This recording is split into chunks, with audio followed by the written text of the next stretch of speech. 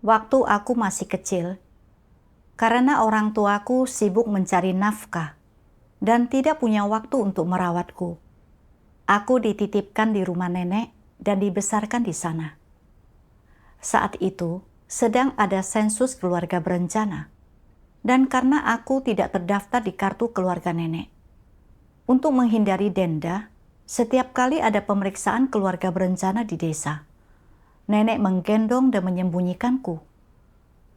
Para tetangga mengejekku karena tidak punya status kependudukan, menyebutku anak tanpa identitas, dan berkata bahwa aku adalah anak tanpa ibu. Meskipun aku masih kecil, aku tahu mereka sedang mengejekku. Aku sangat terluka. Aku tidak mau bertemu mereka atau bermain dengan anak-anak lain. Seringkali, aku hanya mengurung diri di dalam rumah sendirian sambil menonton TV atau bermain dengan nenek. Masa kecilku cukup tertekan dan monoton. Kemudian, ketika aku mencapai usia sekolah, orang tuaku membawaku pulang. Karena aku orang yang tertutup, tidak suka bicara dan tidak menyapa orang, ibuku berkata bahwa aku lamban dan tidak secerdas adik perempuanku. Aku juga merasa diriku punya banyak kekurangan. Jadi, aku makin tidak mau berkomunikasi dengan orang lain. Lambat laun, aku merasa sulit berkomunikasi dengan orang lain. Saat mengobrol, aku tidak tahu harus berkata apa atau bagaimana cara memulai percakapan. Terkadang, ada sesuatu dalam benakku dan ada pandangan yang ingin kuungkapkan. Tetapi saat berbicara, aku hanya bergumam tidak jelas karena gugup dan takut. Terutama saat berbicara dengan orang yang tidak kukenal di tengah keramaian. Aku sangat gugup sampai wajahku memerah. Jadi, setiap kali ada kerabat yang datang atau aku harus menghadiri pesta makan malam, aku selalu berusaha menghindarinya jika memungkinkan. Jika tidak bisa menolak, aku hanya akan duduk diam di pojokan, melihat orang lain mengobrol dan tertawa. Setelah percaya kepada Tuhan pun, aku masih seperti ini. Aku ingat suatu kali di sebuah pertemuan, aku melihat ada 50 atau 60 orang yang hadir. Aku langsung merasa ciut. Melihat begitu banyak orang, aku tidak berani bicara. Kemampuan bicaraku kurang baik. Jadi aku merasa kalau aku bicara tidak jelas atau orang lain tidak mengerti, itu akan sangat canggung dan memalukan. Jadi, setiap kali pengawas memintaku untuk bersekutu, aku memilih untuk tetap diam dan hanya mendengarkan. Terkadang, saat aku mempelajari keterampilan profesional dengan saudara-saudari, pengawas meminta kami untuk menyampaikan pemikiran kami. Aku pun gugup dan tidak berani bersekutu. Takut tidak bisa berbicara dengan jelas. Beberapa kali, aku terpaksa bersekutu setelah dipanggil oleh pengawas. Saat bersekutu, aku sangat gugup sampai suaraku berubah. Dan wajahku makin panas saat aku bicara. Pada akhirnya, aku tidak bisa berbicara dengan jelas dan merasa sangat malu. Aku berpikir, kenapa aku begitu tidak berguna? Aku hanya mengungkapkan pandanganku. Kenapa ini begitu sulit dan menegangkan? Aku bahkan tidak bisa bicara dengan jelas. Aku bodoh sekali. Saat melihat saudari-saudari yang bekerja sama denganku bersekutu begitu alami dan lancar, aku merasa sangat iri. Kenapa aku tidak punya kepercayaan diri dan keberanian seperti itu? Kenapa begitu sulit bagiku untuk berbicara atau mengungkapkan pikiranku? Kemudian, pengawas mengatur agar aku menjadi pemimpin tim. Aku berpikir, aku ini tertutup dan tidak pandai bicara.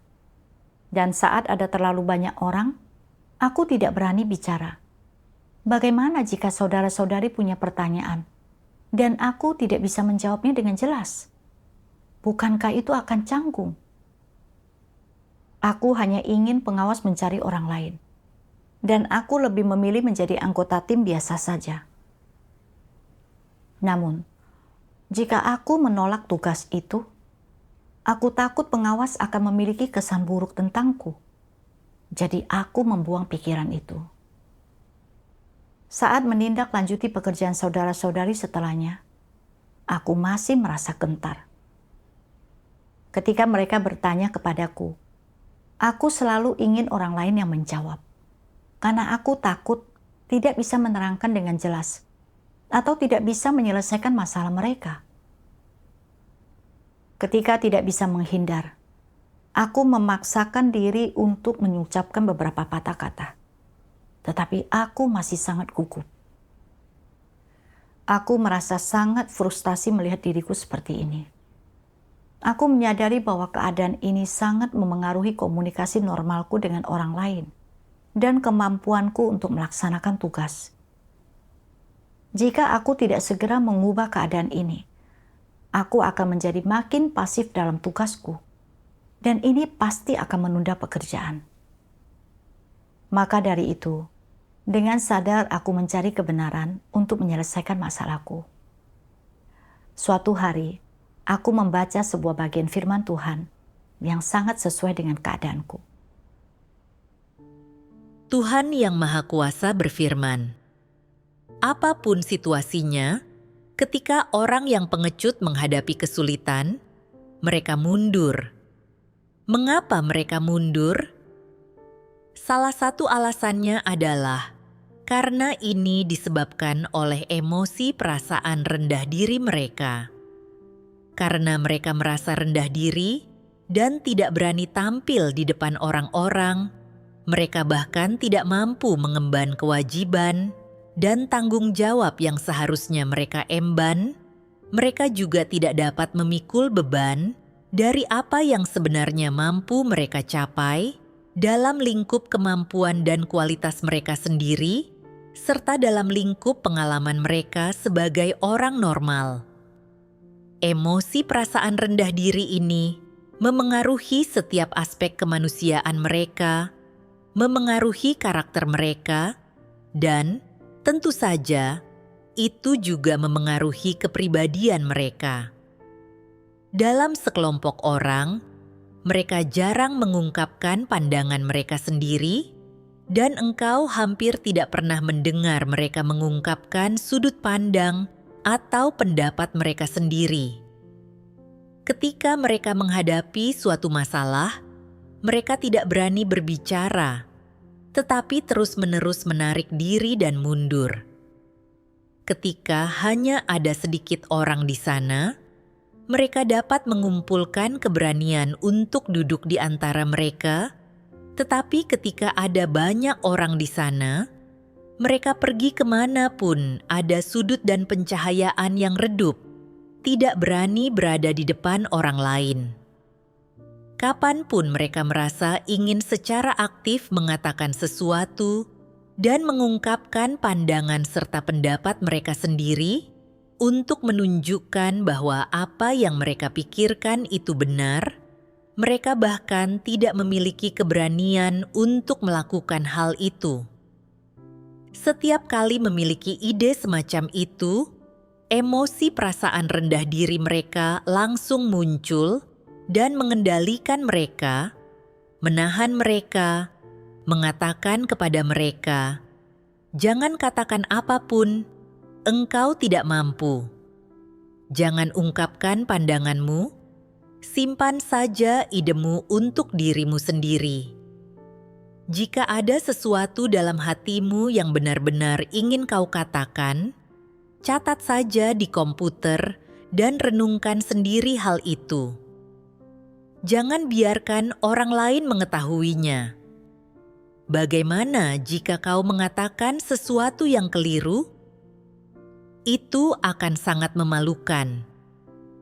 Suara ini terus memberitahumu agar tidak melakukan ini dan itu, tidak mengatakan ini dan itu, menyebabkanmu menelan kembali setiap kata yang ingin kau ucapkan. Mungkin ada sesuatu yang telah lama kau pikirkan berulang kali di dalam hatimu, tetapi ketika tiba saatnya untuk berbicara, engkau mundur, tidak berani mengatakannya, merasa malu untuk berbicara, dan merasa ini adalah sesuatu yang tidak boleh kau lakukan, bahwa melakukannya akan seperti melanggar suatu aturan atau melanggar hukum. Ketika suatu hari engkau secara aktif mengungkapkan pandanganmu sendiri, di lubuk hatimu engkau merasa sangat gelisah dan tidak tenang. Sekalipun perasaan tidak tenang yang luar biasa ini berangsur memudar, emosi perasaan rendah dirimu secara perlahan memadamkan ide, niat, dan rencana yang kau miliki untuk ingin berbicara, ingin mengungkapkan pandanganmu sendiri, ingin menjadi orang normal, dan ingin menjadi sama seperti orang lain. Orang-orang yang tidak benar-benar mengenalmu menganggap bahwa engkau adalah orang yang sedikit bicara, bahwa engkau pendiam, bahwa engkau memiliki kepribadian yang pemalu, bahwa engkau adalah seseorang yang tidak suka menonjol, bahwa engkau merasa malu dan wajahmu memerah ketika berbicara di depan banyak orang, dan bahwa engkau relatif tertutup. Sebenarnya, hanya engkau yang tahu bahwa engkau merasa rendah diri. Meskipun emosi ini tidak dapat dikatakan sebagai watak yang rusak, emosi ini telah menyebabkan pengaruh negatif yang parah pada orang-orang. Emosi ini menindas kemanusiaan mereka dengan kejam dan memiliki dampak negatif yang besar pada berbagai emosi serta perkataan dan tindakan dari kemanusiaan normal mereka. Konsekuensi-konsekuensi ini sangat serius. Dalam skala kecil, itu memengaruhi kepribadian, preferensi, dan ambisi mereka. Dalam skala besar, itu memengaruhi tujuan dan arah hidup mereka. Dari penyebab emosi perasaan rendah diri ini, dari perkembangannya, dan dari konsekuensi yang dibawanya kepada orang, dari aspek manapun engkau memandangnya, bukankah itu adalah sesuatu yang harus orang lepaskan? Setelah membaca firman Tuhan, aku menyadari bahwa aku merasa sangat rendah diri. Keadaan dan perwujudan perasaan rendah diri yang Tuhan ungkapkan ada padaku. Hatiku terbelenggu oleh perasaan rendah diri, dan aku selalu merasa diriku tidak cukup baik dalam berbagai hal. Saat berinteraksi dengan orang, aku menjadi takut untuk bicara ketika ada terlalu banyak orang, atau aku bersembunyi di sudut dan tetap diam. Dalam tugasku, setiap kali aku perlu mengungkapkan pikiranku, tanpa sadar, aku menjadi gugup. Aku tidak memikirkan cara bekerja sama dengan semua orang untuk melaksanakan tugasku dengan baik. Tetapi aku justru merasa bahwa kemampuan bicaraku tidak memadai, ucapanku tidak tepat sasaran, dan aku lebih suka orang lain yang bersekutu. Ketika aku memiliki pendapat atau pemikiran tentang masalah tertentu, aku terus ragu-ragu, berpikir, haruskah aku bicara? Apakah pendapatku benar? Akankah orang lain setuju denganku? Lupakan saja. Lebih baik aku tidak mengatakannya. Lebih baik aku dengarkan saja pandangan orang lain. Aku sering terpengaruh oleh pemikiran ini. Seolah-olah mulutku dibungkam dan tenggorokanku tercekat, yang membuatku tidak dapat mengungkapkan pandangan dan pendirianku dalam banyak situasi. Pengawas memintaku menjadi pemimpin tim. Dan aku tahu, setelah menerima tugas ini, aku harus memenuhi tanggung jawabku.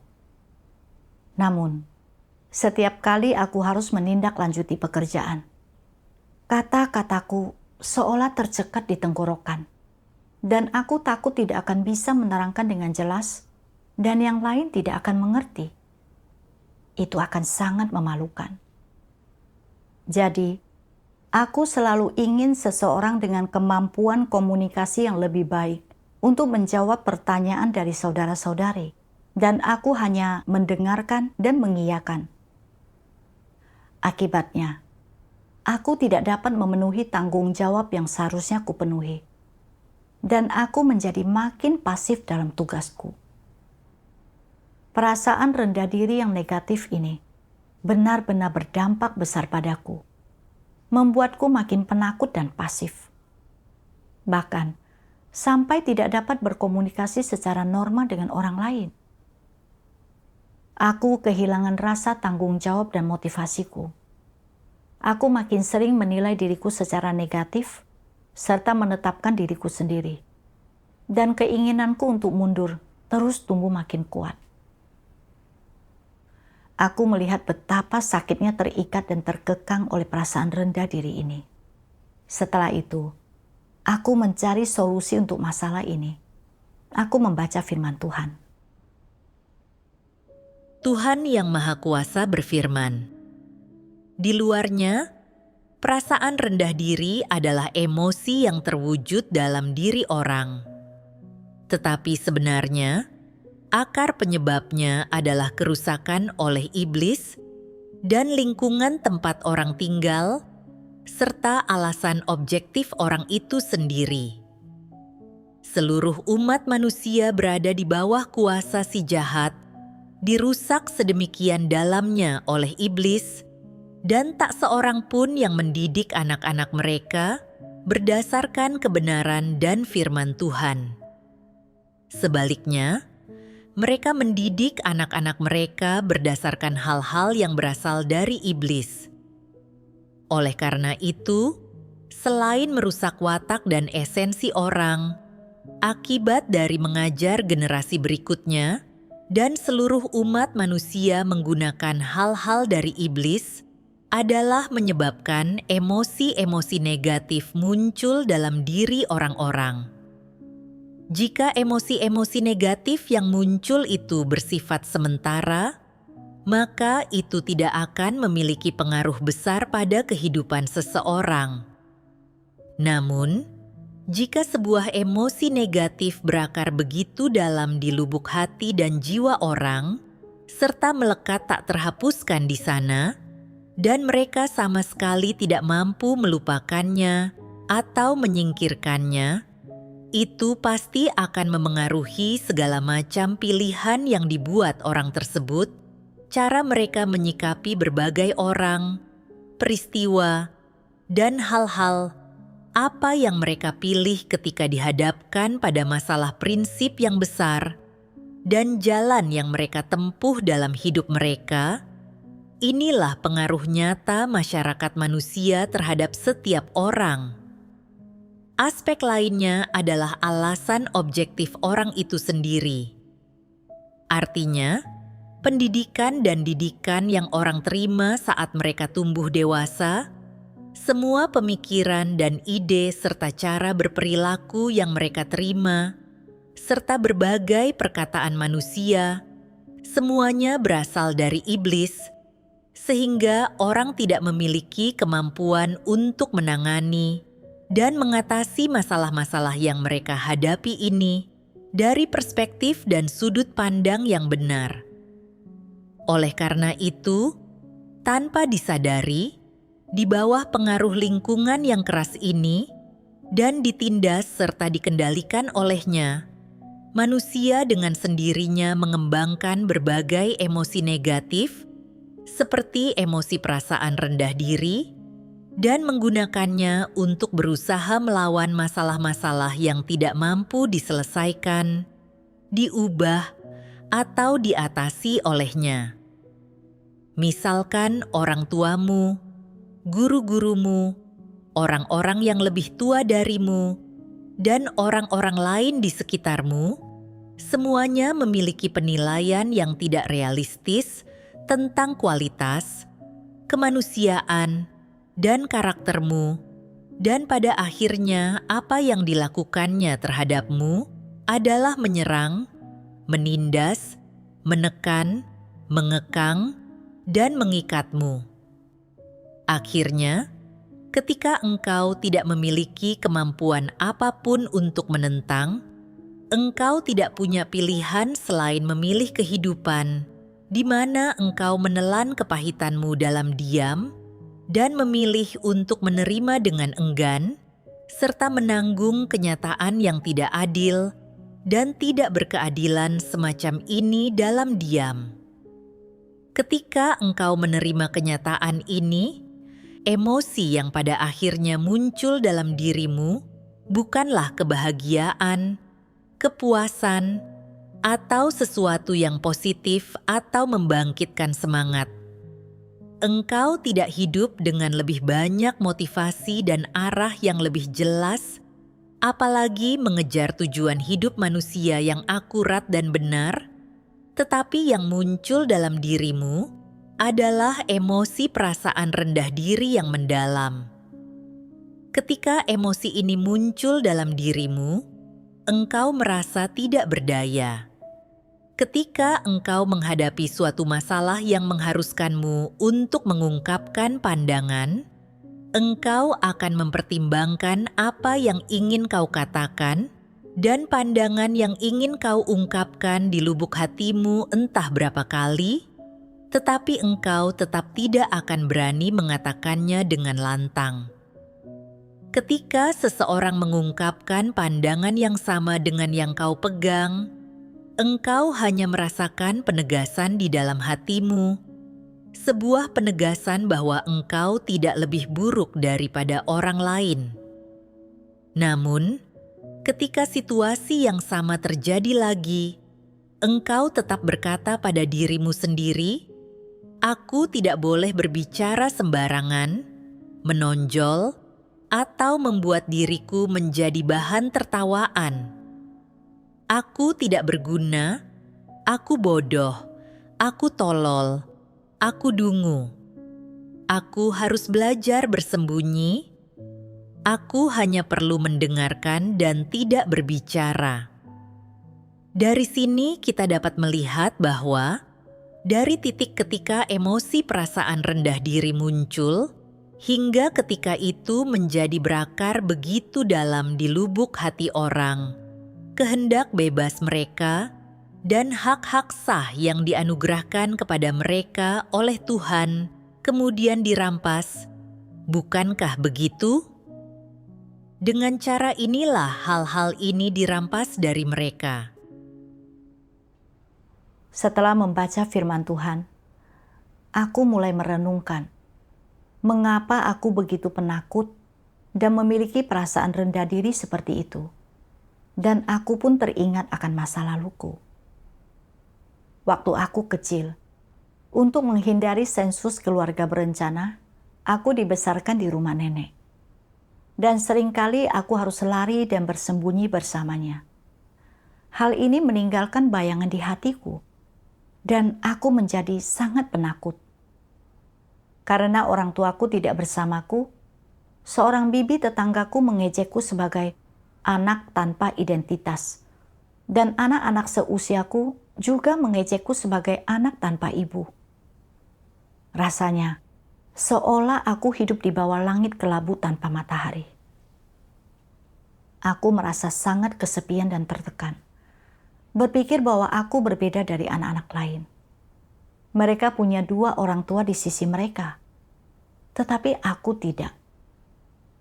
Setelah semua ini, aku tidak suka keluar rumah. Aku takut bertemu orang, dan aku menjadi makin pendiam.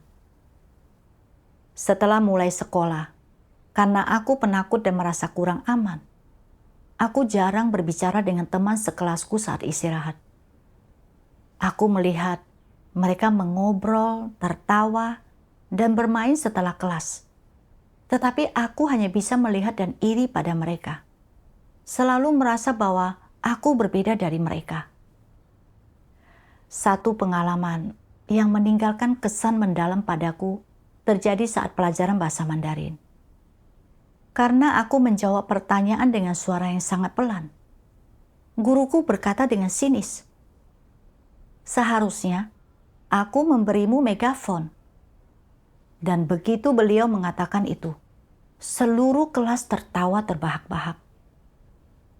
Saat itu, aku merasa seperti bahan tertawaan seluruh kelas. Dan aku ingin menyembunyikan wajahku saja. Karena nilaiku rata-rata dan guru meremehkanku, setelah diejek seperti itu, harga diriku sangat terluka. Setelah kembali ke rumah orang tuaku, aku melihat mereka sering bertengkar, dan aku merasa makin tertekan dan kesepian. Karena aku terjebak dalam keadaan emosional ini untuk waktu yang lama. Aku harus memendam banyak pikiran dan perasaan sendirian di dalam hatiku. Karena aku selalu diam dan terlihat canggung saat menghadapi orang atau situasi. Orang tuaku menjadi marah dan kehabisan akal menghadapiku. Dan mereka berkata kepadaku, "Apa kau bodoh? Kau bahkan tidak bisa bicara dengan baik. Kau sangat tidak pandai berbicara." Seiring waktu, aku mulai menerima bahwa aku tidak berguna dan tidak pandai bicara. Penilaian-penilaian ini melekat dalam diriku seperti stiker, meninggalkan perasaan rendah diri yang berkepanjangan.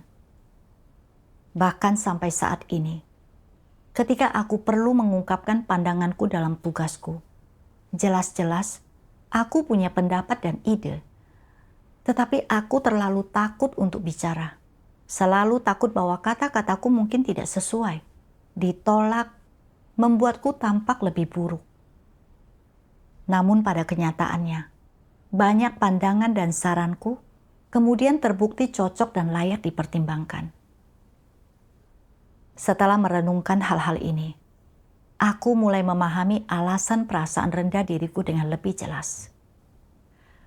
Karena pengaruh situasi eksternal, aku terus-menerus menilai diriku secara negatif dan menetapkan diriku sendiri. Dan seiring waktu, aku kehilangan inisiatifku. Baik dalam komunikasiku dengan orang lain maupun dalam pelaksanaan tugasku. Aku menjadi makin pasif dan penakut. Aku terus mencari, dan aku pun membaca firman Tuhan.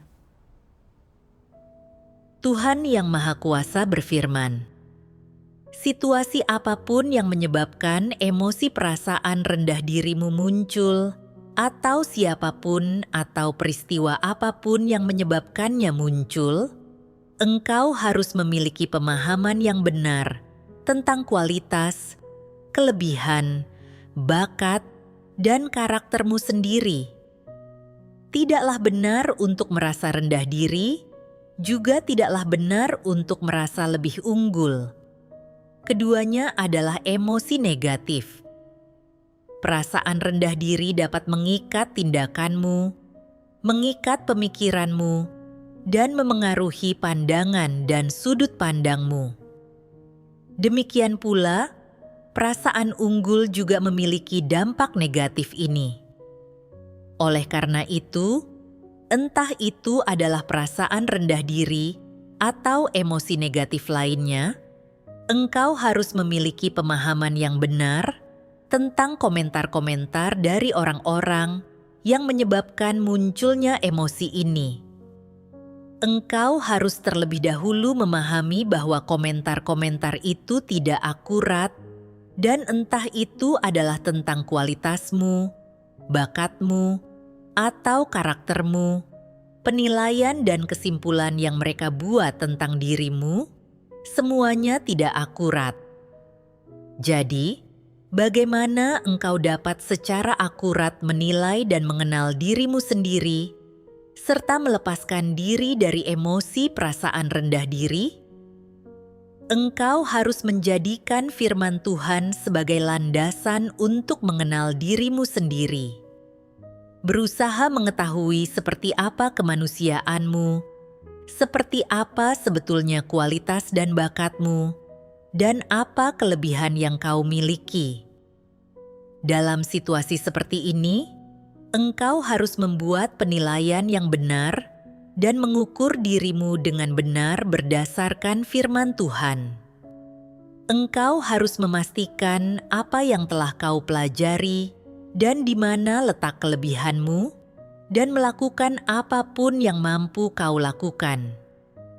Mengenai hal-hal yang tidak dapat kau lakukan, kekurangan dan keterbatasanmu, engkau harus merenungkan dan mengetahuinya, dan engkau juga harus memiliki evaluasi dan pengetahuan yang akurat tentang seperti apa kualitasmu, apakah itu baik atau buruk.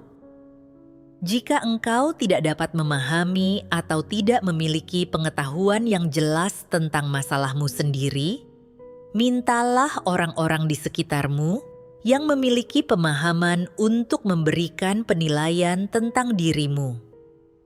Terlepas dari apakah apa yang mereka katakan itu akurat atau tidak, setidaknya itu akan memberimu sesuatu untuk dijadikan referensi dan akan memungkinkanmu untuk memiliki penilaian atau penggolongan dasar tentang dirimu sendiri.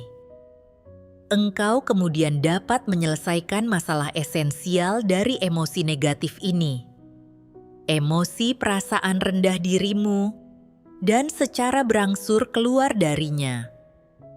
Emosi perasaan rendah diri mudah diatasi jika seseorang dapat mengenalinya, sadar darinya, dan mencari kebenaran.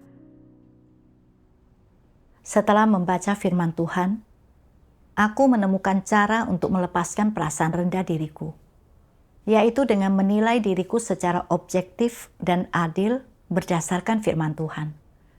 Aku tidak boleh terus-menerus tenggelam dalam kenangan lama ini, terkekang oleh bayang-bayang masa lalu dan penilaian keliru orang lain tentangku, bahkan sampai membiarkan hal-hal ini mengendalikan pikiran dan hidupku. Aku harus mengukur dan menilai diriku sesuai dengan firman Tuhan, serta memandang kelebihan dan kekuranganku dengan benar. Aku juga bisa mempertimbangkan penilaian orang-orang di sekitarku untuk menilai diriku secara objektif. Aku teringat bagaimana saudara-saudari yang bekerja sama denganku menilaiku. Mereka berkata bahwa kualitasku biasa-biasa saja. Pemahamanku tidak menyimpang. Aku punya pemikiran sendiri saat menghadapi situasi, dan aku punya rasa terbeban dan tanggung jawab dalam tugasku. Aku menyadari bahwa meskipun aku tidak terlalu cakap dan cekatan, dan kualitasku tidak terlalu tinggi, aku bukanlah seseorang yang berkualitas buruk atau tidak memiliki pemikiran. Terlebih lagi, saudara-saudariku tidak mempermasalahkanku yang tertutup dan tidak pandai bicara. Sebaliknya, saat aku gugup dan tidak bisa bicara dengan jelas, mereka membantu menjelaskan dan menambahkan apa yang ingin kukatakan. Dari situ, aku merasakan bantuan yang tulus di antara saudara-saudari, tanpa ada yang meremehkan atau menghina. Suatu hari, aku membaca sebuah bagian firman Tuhan yang dikutip dalam sebuah artikel kesaksian pengalaman. Dan hal itu sedikit mencerahkan hatiku, membebaskanku dari kekangan kepribadianku yang tertutup. Tuhan Yang Maha Kuasa berfirman, orang yang hidup dalam kemanusiaan yang normal juga dibatasi oleh banyak naluri jasmani dan kebutuhan jasmani.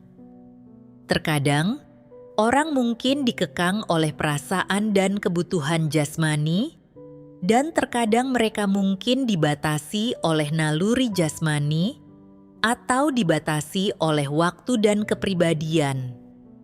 Ini normal dan alami. Misalnya, ada orang-orang yang cukup introvert sejak kecil.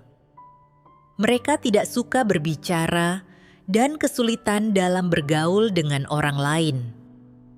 Bahkan sebagai orang dewasa yang sudah berusia 30-an atau 40-an, mereka masih tidak mampu mengatasi kepribadian berikut.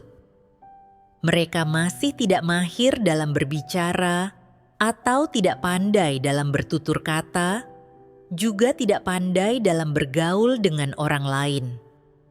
Setelah menjadi pemimpin, sifat kepribadian ini membatasi dan menghambat pekerjaan mereka hingga taraf tertentu dan sering menyebabkan mereka merasa sedih dan frustrasi, membuat mereka merasa sangat terkekang. Sifat introvert dan tidak suka berbicara ini adalah perwujudan dari kemanusiaan yang normal. Karena semua ini adalah perwujudan dari kemanusiaan yang normal, apakah semua ini dianggap sebagai pelanggaran terhadap Tuhan? Tidak, semua ini bukan pelanggaran, dan Tuhan akan memperlakukannya dengan benar. Apapun masalah, kekurangan, atau kelemahanmu, tak satu pun dari semua ini merupakan masalah di mata Tuhan. Tuhan hanya melihat bagaimana engkau mencari kebenaran, menerapkan kebenaran, bertindak berdasarkan prinsip-prinsip kebenaran, dan mengikuti jalan Tuhan di bawah kondisi bawaan dari kemanusiaan yang normal. Hal-hal inilah yang Tuhan lihat. Aku selalu tidak menyukai diriku sendiri karena tertutup dan tidak pandai bicara. Aku juga sering diremehkan dan direndahkan oleh teman sekelas dan rekan kerja. Tetapi Tuhan mengatakan bahwa hal-hal ini adalah perwujudan dari kemanusiaan yang normal. Akhirnya aku menyadari bahwa menjadi orang yang tertutup dan tidak pandai bicara itu bukanlah kesalahan. Dan itu bukanlah sesuatu yang memalukan. Kepribadian bawaan seseorang tidak dapat diubah. Dan pekerjaan Tuhan bukan dimaksudkan untuk mengubah kepribadian seseorang, untuk mengubah orang yang tertutup menjadi terbuka, atau orang yang tidak pandai bicara menjadi pembicara yang fasih. Sebaliknya, pekerjaan Tuhan fokus menyucikan dan mengubah watak rusak seseorang. Dan Tuhan tidak mengutuk kekurangan dan kelemahan dalam kemanusiaan yang normal. Yang Tuhan lihat adalah apakah seseorang dapat mengejar kebenaran dan apakah dia dapat mendengarkan dan menerapkan sesuai dengan firman-Nya. Setelah memahami hal ini, aku tidak lagi merasa terganggu oleh kepribadianku yang tertutup atau kemampuan bicaraku yang buruk. Dan aku tidak lagi membenci diriku sendiri. Aku harus memperlakukan kekuranganku dengan benar. Ketika aku harus mengungkapkan pendapatku, aku tidak boleh selalu berpikir, aku tidak bisa melakukannya, aku tertutup dan tidak pandai bicara. Sebaliknya, aku harus memenuhi tanggung jawabku dan bertindak sesuai dengan prinsip. Kedepannya, dalam melaksanakan tugasku, aku secara sadar menerapkan sesuai dengan firman Tuhan. Kemudian, saat aku menindaklanjuti pekerjaan, aku melihat beberapa saudara-saudari bersikap pasif dalam tugas mereka. Aku berpikir untuk mendorong mereka. Tetapi saat aku hendak mengirim pesan, aku menjadi khawatir dan berpikir, bagaimana seharusnya aku mengatakannya?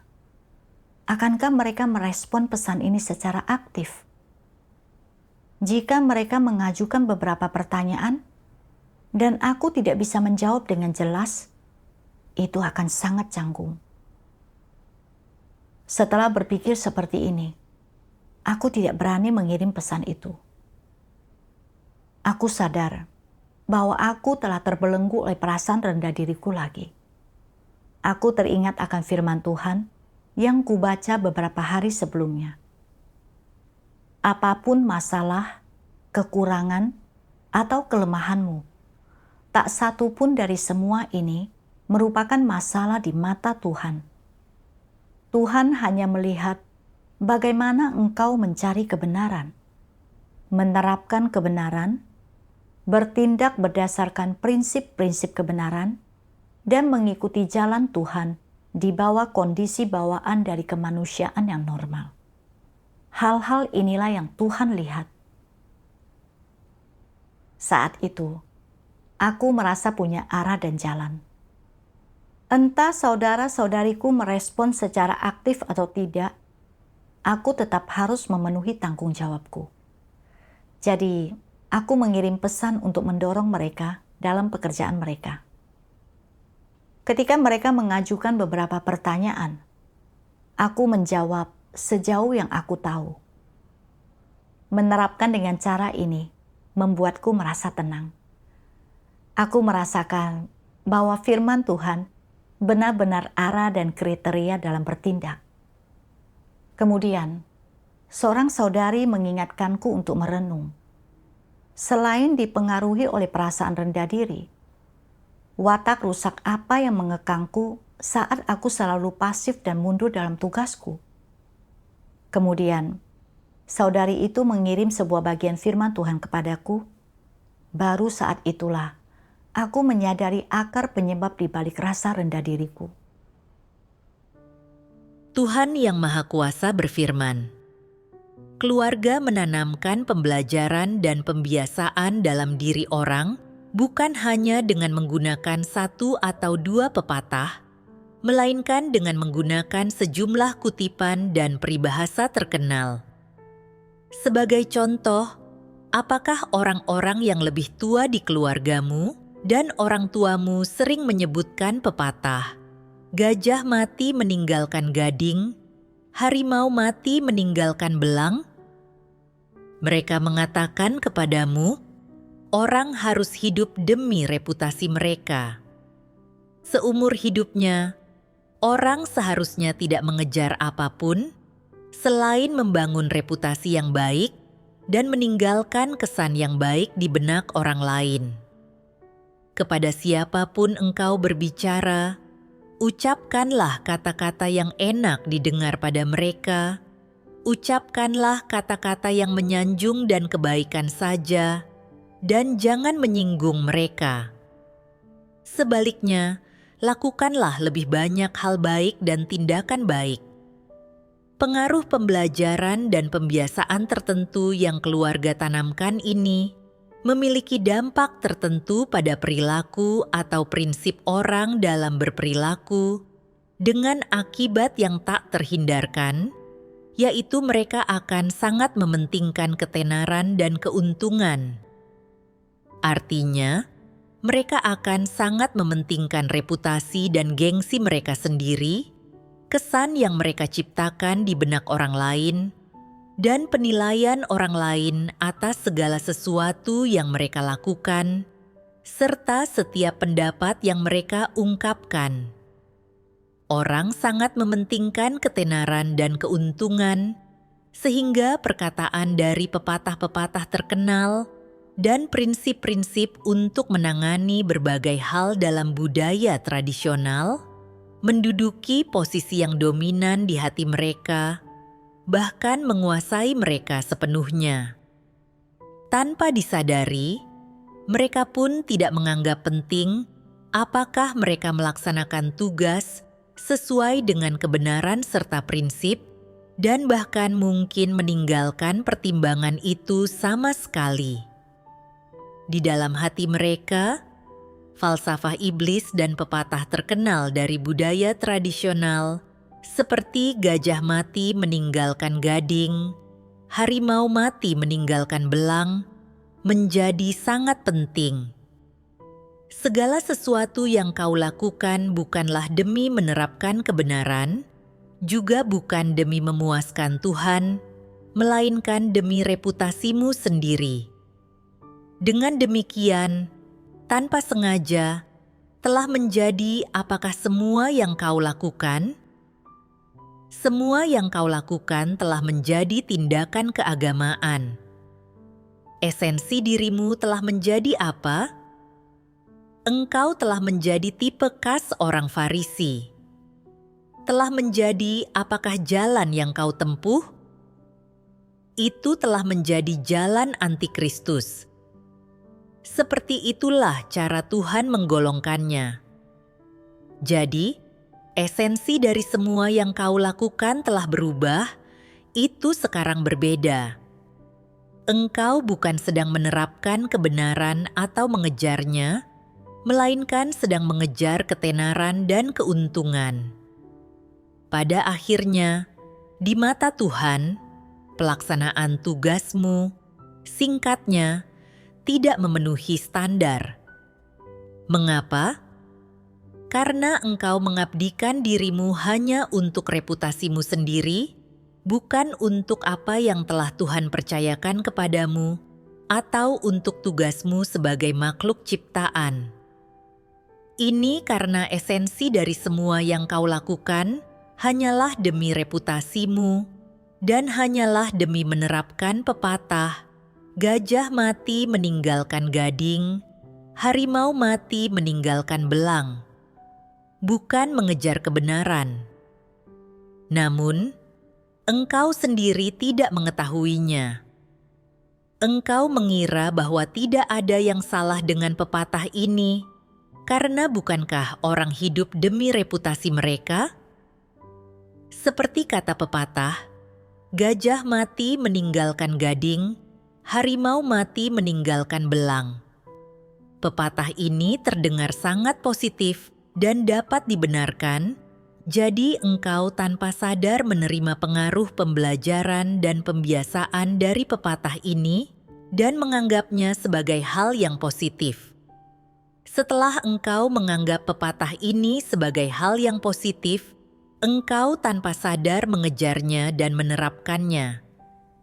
Pada saat yang sama, engkau tanpa sadar dan dengan bingung menganggapnya sebagai kriteria kebenaran. Ketika engkau menganggapnya sebagai kriteria kebenaran, engkau tidak dapat lagi menerima apa yang Tuhan firmankan. Engkau juga tidak memahaminya.